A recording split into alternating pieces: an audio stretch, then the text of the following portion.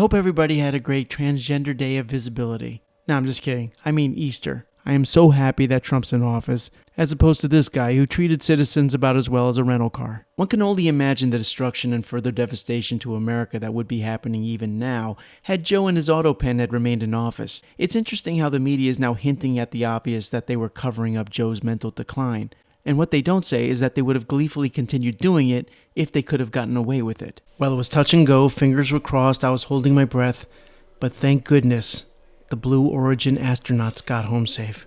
Dressing up like superheroes, I think the word that comes to mind is humble, and that really came across in the interviews. There was nothing frivolous about what we did. Really am proud of me. I mean, really, how can you sum it up? Houston, we have an ego problem. Flowers for me, I believe, are like God's laughter and God's smile. In Houston, we also have an intelligence problem. And that we weren't just taking up space, we were making space. Yeah, if space is what you're after, I would suggest go to Katy Perry's next concert. You can make and take plenty of space there. Houston, we have a sales problem. Unlike some others, I think the flight actually happened, but it's not what you would call a real flight. It's about as real as Lauren Sanchez's breasts and face. And by the way, who the hell is her plastic surgeon? Was it the same guy who did the special effects for Fright Night? An old reference, but a goodie.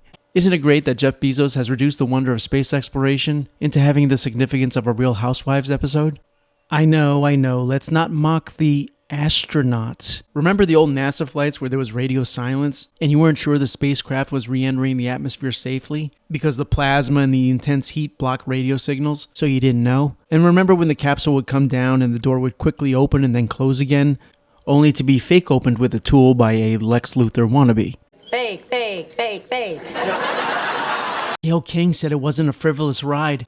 Yes, it was. It was frivolous, a publicity stunt, a carnival ride. In fact, they should have done the launch from Six Flags with a greasy mullet guy to lower the safety bar on them. Thank goodness it's 2025. It's a blessing I don't have to pretend that this is a great moment in feminist history. I don't have to say this was strong and brave and say cringe things like, "You got this, ladies." As it is, it's one small step for women, one giant faceplant for third-wave, woke, celebrity feminist clownettes. The left sure seems to have a weird relationship with the Bezos, the Zuckerbergs, the Soroses.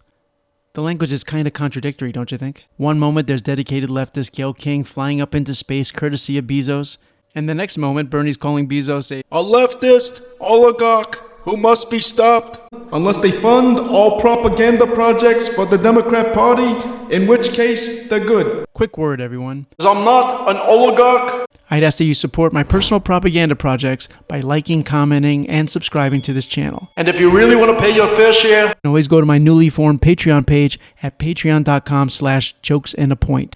I'd like to thank everyone who's done so, with special particular thanks to Big B, Joanne, and Shannon. Thank you all.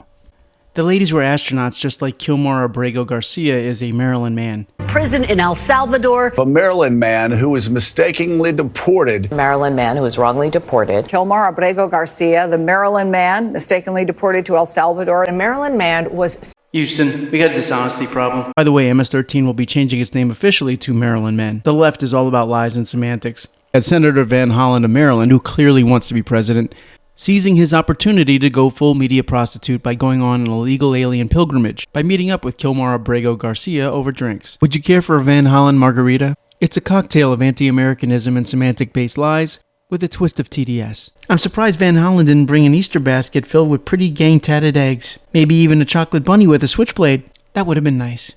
I can only imagine the next level of spinning BS the Democrats will do about this guy to maintain their fictional delusions. Mr. Garcia has been accused of violence, but maybe he's just an active listener. This fine Maryland man with gang tattoos cruelly taken away Death Squad style by the demonic president, with no due process except for the 2 court judges who said that he was to be deported, and that he was in fact an MS-13 gang member. You see, Democrats will do all kinds of dishonest yoga to convince others and maybe themselves that they are a force of good. What is a gang member anyway? Is it not simply a group of eager, business-minded young men with a strict customer loyalty program? The tattoos? Hey, let's not be hasty about that meaning. There's lots of people who have tattoos of their favorite sports teams, yes? If I get a New York Yankee tattoo, does that make me a New York Yankee? Perhaps Mr. Garcia is just a big fan of MS-13. Did you ever think of that? Yes, he was accused of human trafficking. But really, can't we say the same of any Uber or Lyft driver? Who are we to judge? And as for the domestic violence complaint from his wife, I have to ask it. You did take out a temporary order of protection against your husband in 2021. Were you in fear of your husband? My husband is alive. That's all I can say. Okay. And I'm not going to push on that, apparently. But of course, ABC is not going to push further on that. On first glance, I admit hitting a woman violently in the eye, scaring the children would sound bad. But let's try some Democrat creativity here. I would turn that around and ask, excuse me, aren't we a society striving for gender equality? If a man and a woman get into some unfortunate fracas, should we really look at it any differently just because it's a man punching a woman in the eye? Why is it different from two men getting into a physical altercation? If you think there's something particularly heinous about a man hitting a woman, well, maybe you're just a misogynist. Women are every bit our equal. A whole mess of them just went up into space. Where have you been?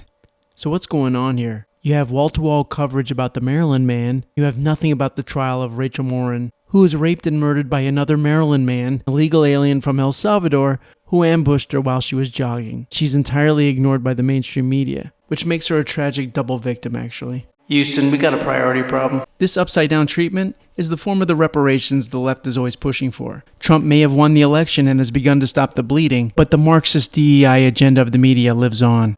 There does seem to be hope. American citizens of all colors are maybe rejecting the suicidal impulses of the elites. Back in 2016, just 38% of voters wanted the government to try to deport all 11 million undocumented immigrants. Compared to where we are in 2025, 56%, the majority. The American people have come a long way on this issue, much closer to Donald Trump, and I think that's a big part of the reason why Americans are increasingly saying the country is on the right track when it comes to immigration policy. Just imagine what the numbers would look like if the news reported the news properly. If the trial of Rachel Morin's killer had gotten the attention it deserved, the 56% would probably turn into 76 or 86%, which is precisely why the media doesn't do it. The left is all about race grievance and statue toppling and hero kicking and language policing, utopia via tyranny. If some inconvenient atrocities happen against white people, well, you can't make a utopian omelet without breaking some eggs, as long as those eggs are white. Hope you enjoyed your Easter with that in mind. America, we have a leftist problem. Thanks for watching. Be sure to comment, like, subscribe. Be sure to pass around to anybody who might like my content. And I'll see you the next time.